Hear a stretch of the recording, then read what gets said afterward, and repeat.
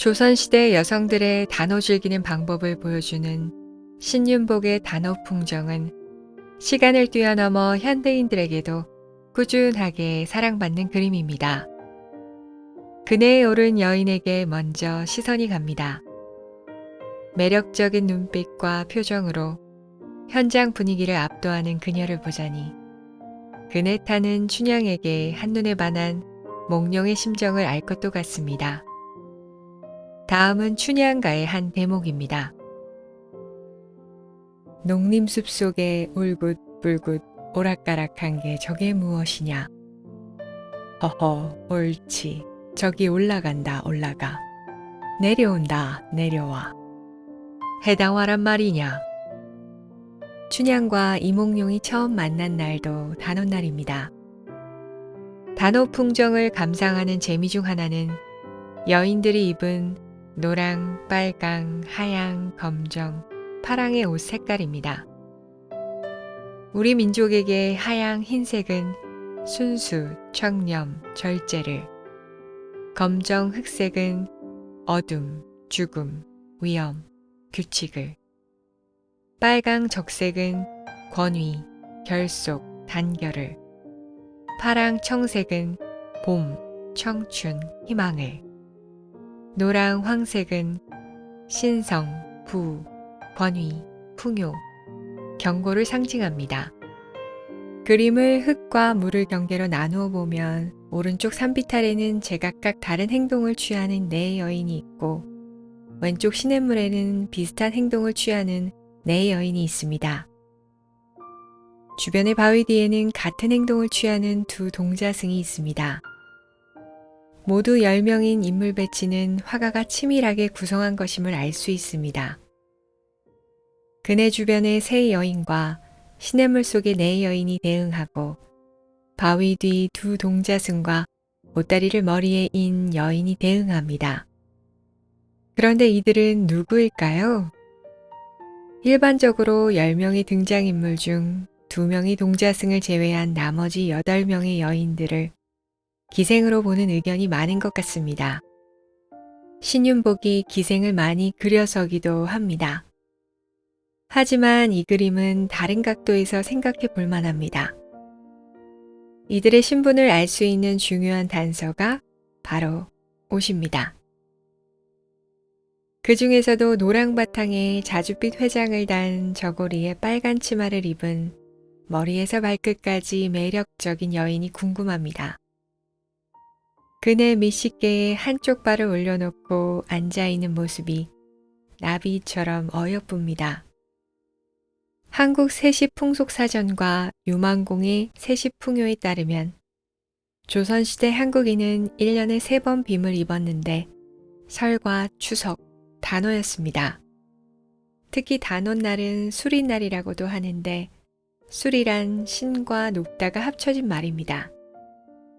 옛날 사람들에게 단오빔은 명절 기분을 내는 의미 이상으로 높은 신을 맞이하기 위해 정갈하게 차려입는 의식과도 같았습니다. 그러니 그네 위의 여인이 더욱 궁금해집니다. 오늘날 우리의 일반적 인식에서 노랑 저고리의 빨간 치마는 초록 저고리의 빨강 치마와 함께 신부의 예복색입니다. 전통적으로는 신분과 관계없이 젊은 여성들의 옷색이었습니다. 그렇다면 그녀는 결혼한 지 얼마 안 되는 새댁일까 생각해보면 신부가 아직 적응 중인 시댁 동네에서 혼자 그네를 탄다는 것도 일반적인 정서는 아닙니다. 양반과 여성은 더욱 아니어 보입니다. 몸종도 없이 산에 온 것도 그렇고 유교 사회에 보는 눈도 많은데 속옷자락을 내보이며 그네를 탄다는 것도 무리가 있으니 말입니다. 그녀는 정말 기생일까요?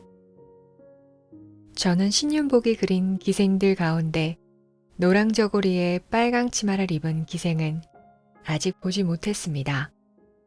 그가 표현한 기생들은 짙고 옅고의 차이만 있을 뿐 대부분 푸른색 치마에 흰색 저고리를 입고 있습니다. 김홍도의 경우는 평안감사 향연도 시리즈에서 평안감사 부임을 환영하기 위해 열린 연회에 참석한 많은 기생 중 3명만이 노랑 저고리에 빨강 치마를 입은 모습으로 등장합니다. 앞에서 각 색깔의 상징을 보면 노랑과 빨강은 초인적이며 신과 관련된 색이기도 합니다. 단오 관련 자료에는 무당이 강릉 단오제에 노랑과 빨강 옷을 입고 굿을 거행했다는 내용이 보입니다. 은율 탈춤에서 무당 탈을 쓰고 붉은 치마에 노랑 저고리를 입고 라던가 송파 산떼놀이는 무당 탈을 쓰고 붉은 치마에 노란색 저고리를 입고 그 위에는 파란색 쾌자를 입고 빨간색 허리띠를 맨다는 등의 구절도 많이 보입니다. 신윤복의 무녀신무에서 춤추는 무당의 장옷도 붉은색입니다. 노랑 저고리에 빨강 치마를 입고 그네 타는 여인의 정체를 파악하기 위해 이런저런 자료들을 찾으며 제가 내린 결론은 그녀는 기생이 아닌 젊은 무당 색시입니다. 다음은 무당 뒤에 있는 두 여인을 만나봅니다. 하양 바탕에 자줏빛 회장을 단 저고리에 짙은 파랑 치마를 입은 여인은 그네를 타서 흐트러진 머리를 단장하고 있습니다. 윤기 흐르는 머리를 길게 늘어뜨렸는데 길이를 보니 무게가 상당해 보입니다. 흔들리는 그네 위에서 중심을 잡기 쉽지 않았나 봅니다. 얼굴 표정이 고단합니다.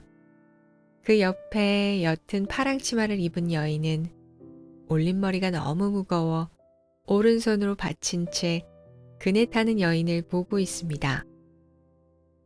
대기 시간이 길어졌는지 입술을 삐죽이며 불편함을 드러냅니다.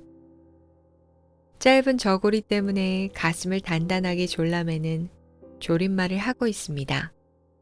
이들은 기생입니다.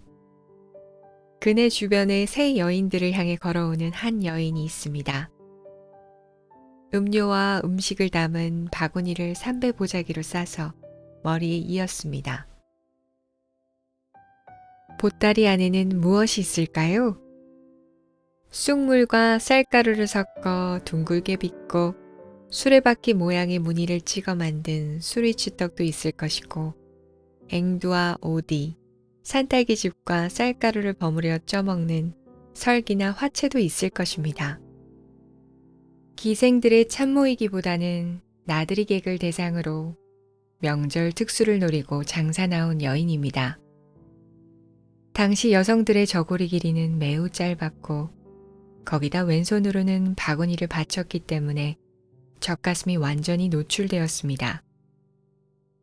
저고리 밖으로 나온 유방의 크기와 봉긋선 유두를 보니 젖먹이 아이를 떼놓고 나온 모양입니다.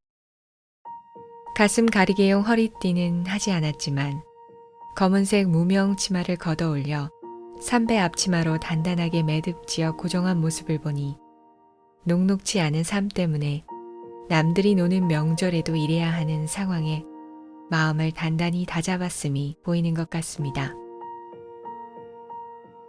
그리고 시냇물에 네 여인이 있습니다.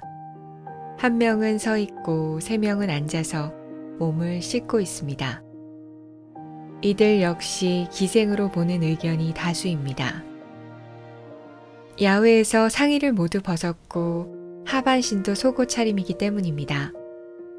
하지만 저는 노출 때문에 오히려 기생이 아니라고 해석합니다. 기생이었다면 대가를 받는 몸을 이토록 쉽게 드러낼 수는 없습니다. 그녀들은 농촌 아낙네들입니다. 왼쪽에 앉아서 세수하고 있는 여인은 삼배로 된 고쟁이를 입고 있습니다. 건너편에서 팔을 씻고 있는 여인은 삼배 치마를 정리해 가랑이 사이에 넣었습니다. 그녀 앞에서 등을 보이고 앉아 머리를 매만지고 있는 여인은 못이 단속옷을 입은 것 같습니다.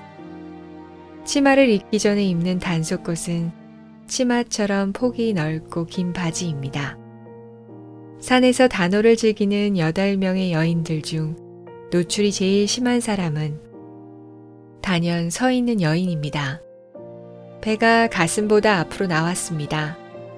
임신한 몸이라면 가슴도 부풀어 있고 유두도 앞으로 향해야 하는데 가슴이 처지고 유두도 아래로 향한 것을 보니 임산부는 아닙니다. 시냇물에 발을 담그고 음식 바구니를 머리에 이고 걸어오는 여인을 바라보고 있습니다. 언뜻 보면 그녀가 속옷을 안 입은 것처럼 보이지만 그건 아닙니다. 당시 팬티 용도로 입은 다리 속옷은 무명을 여러 겹 접어 사이로 허리끈을 넣었는데 오늘날 티팬티와 유사한 형태였습니다. 측면으로 서 있어 보이지 않는 것뿐입니다.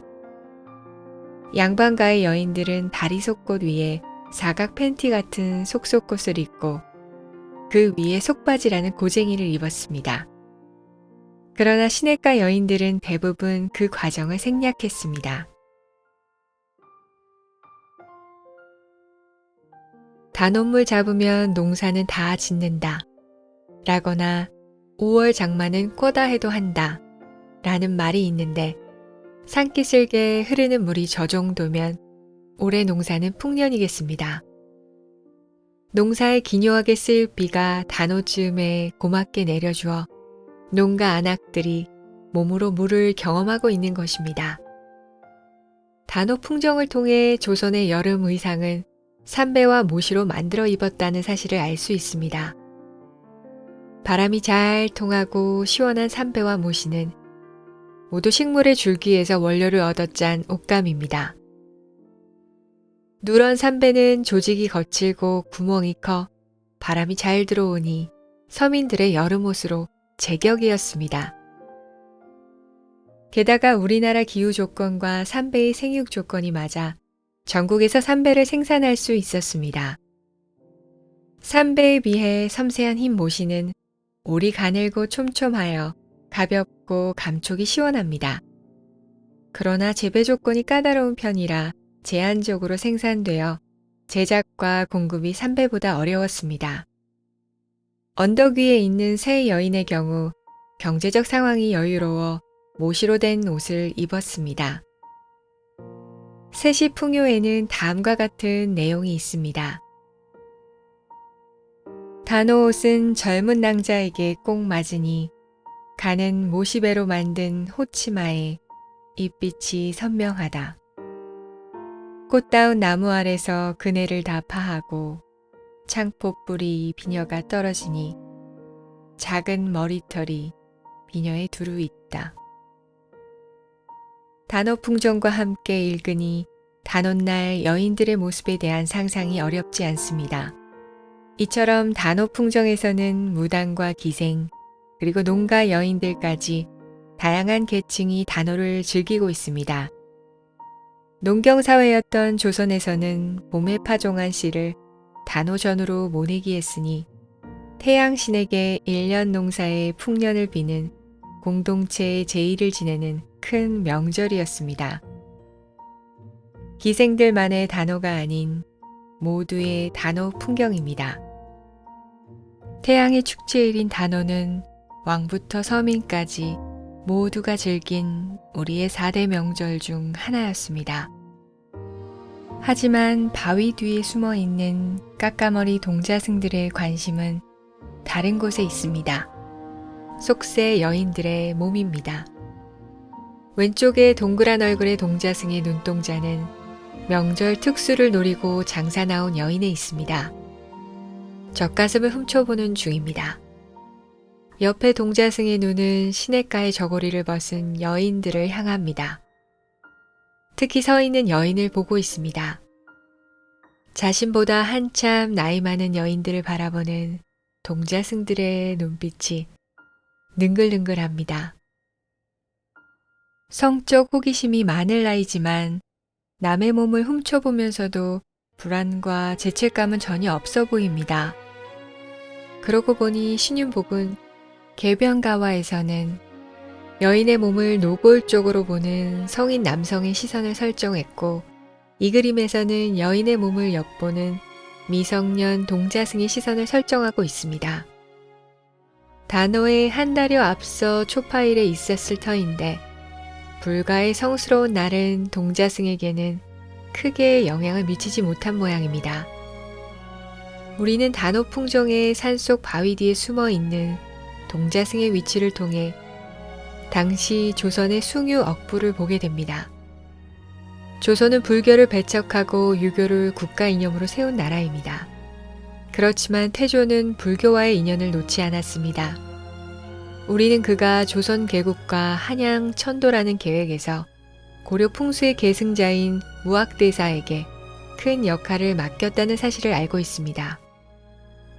이외에도 대장경 보존과 간행 등의 불교 정책을 지원했습니다. 하지만 아들 태종은 아버지와는 다른 선택을 했습니다. 태조 생전 뜻을 받들어 아버지와 관련된 불교 행사는 허용했으나 그 외에는 불교 활동을 엄격히 금지하며 본격적으로 불교 배척을 단행했습니다. 부패한 불교를 척결한다는 목표로 전국 사찰을 철거하여 폐사로 만들고 사찰들에 소속된 재산을 몰수했습니다. 그 배경에는 고려의 잔여 세력을 약화시키겠다는 의도가 있었습니다. 무학대사의 업적을 축소한 것도 같은 맥락이었습니다. 태종은 새로 세운 조선이라는 나라의 기틀을 최대한 빨리 유교 국가 체제로 확고하게 만들고자 했습니다. 세종 역시 억불 정책을 펼쳤기에 불교 교단은 점점 경제적, 인적 조직의 힘을 잃습니다. 하지만 세종은 왕실에서의 불교 행사에 호의적이었고 최초의 한글 불서도 간행했습니다. 일반 백성들의 경우 삶 속에 뿌리 내린 오랜 불교적 관습과 불심으로 불교의 지속적인 믿음을 보였습니다. 불교인들 역시 어떻게든 교단을 유지하기 위해 노력을 계속했습니다. 세조는 적극적으로 불교를 믿었던 왕으로 유명합니다. 종종 불교 경전을 필사한 것으로 알려졌으며 여러 사찰의 방문에 시주하고 지원도 아끼지 않았습니다. 또 경전을 간행하는 등 일시적으로나마 불교가 활기띠게 만들었습니다. 그러나 성종이 다시 억불 정책을 강화합니다. 불교 기반의 국가제도 및 불교 관습을 제거하는 차원에서 사대부 자손의 출가를 금지했고 도성 내외의 사찰을 헐었습니다. 한편으로는 왕실 대비의 지원으로 불교 경전을 훈민정음으로 번역하는 작업이 진행되었습니다. 연산군은 승려를 관노와 일반 노비로 만들었고 혼인시키기까지 했습니다. 사림 세력의 정계 진출과 그 영향력이 막대했던 중종 시기에는 고려시대부터 계승되어 온 승과가 폐지됩니다. 이와 같은 철저한 탄압으로 인해 불교는 점점 산으로 숨습니다. 명종 때 문정왕후가 승과를 복구했지만 문정왕후 사망 후에 다시 폐지되고 말았습니다. 불교가 사회적 위상을 높이고 인정받은 것은 임진왜란이라는 국가 위기 상황에서 전국 의승군이 조직적 활동으로 나라의 공을 세우면서부터입니다. 하지만 불교는 여전히 산에서 존립했습니다.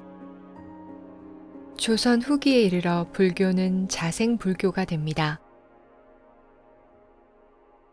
공식적 지원이 사라진 상태에서 승려들은 사찰의 안정된 경제적 기반을 확보하기 위해 그리고 그야말로 생존을 위해 농사 짓거나 칡껍질로 미투리를 만들어 파는 등 자생을 위한 노력을 했습니다.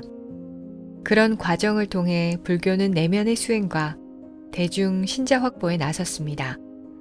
오늘날은 불교를 철학적 종교로 인식하기도 하는데 조선시대의 불교의 위치는 산속 바위 뒤 두 동자승의 위치처럼 한국 불국사에서 가장 혹독한 시련을 겪었습니다.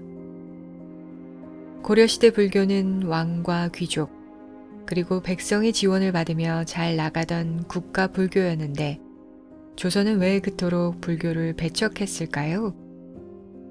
불교가 산속으로 밀린 것은 불교 자체의 문제로부터 시작됩니다. 고려 말 불교는 너무나 타락해 있었습니다.